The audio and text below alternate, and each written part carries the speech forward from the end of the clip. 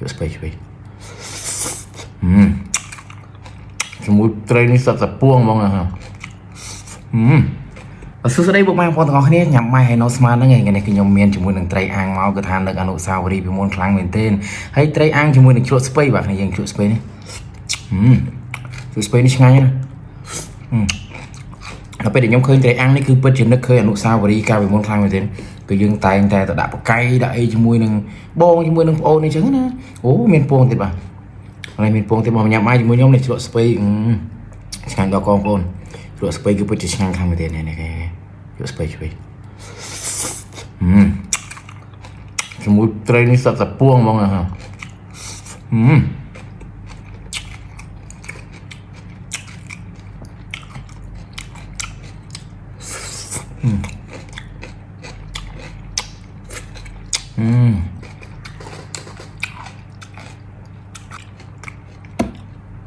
ជ្រក់ស្ពៃត្រីតែអាំង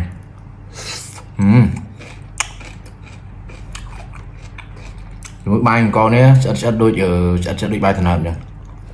ញ៉ាំមកឆ្ងាញ់មែនទេមកបងញ៉ាំបាយពូត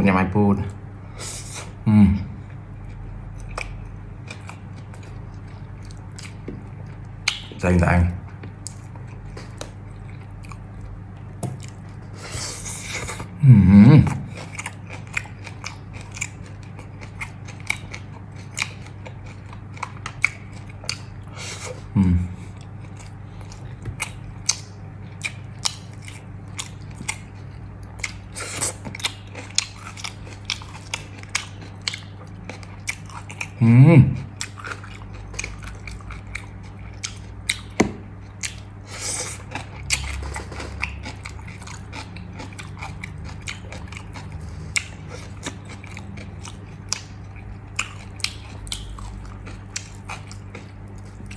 បងប្អូនញ៉ាំបាយមួយខ្ញុំ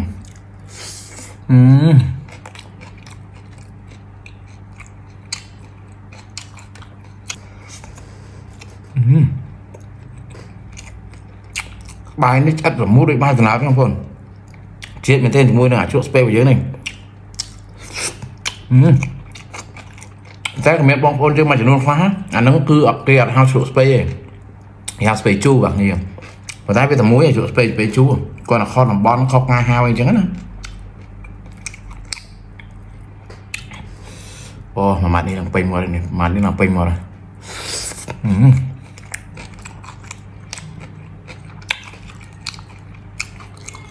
បាយពូតបងប្អូនណាស់នៅចាំបាយពូតតាមជនបទដូចខ្ញុំត្រូវឲ្យបាយពូតនេះ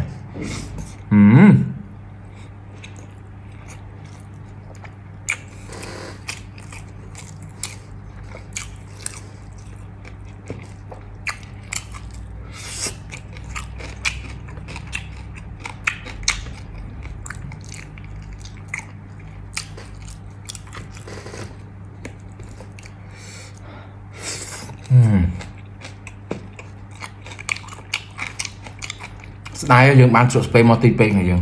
ដឹងអីដាក់ឲ្យពេញចានមកត្រូវហើយដោយសារតែត្រីយើងរៀងសាបដល់ហើយវាចុះជ្រក់ស្ពៃបងប្អូនរត់ដល់យើងមានត្រីកោះកុងអីជំនួយមកអញ្ចឹងណាតែពេលនេះវាអស់ត្រីកោះកុងលីមក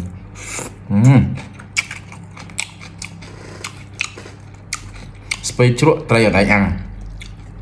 តំបន់ខ្លះហៅថាជ្រក់ស្ពៃត្រីអណ្ដែងអាំងម៉ាឆ្ងាញ់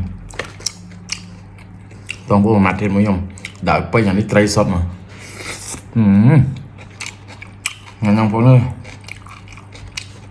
ញ៉ាំតែងមួយបាយចុះយើងនឹកឃើញអាកាសយើងនៅផ្ទះអនុស្សាវរីយ៍អូយកំសត់កម្រមែនទេបងប្អូន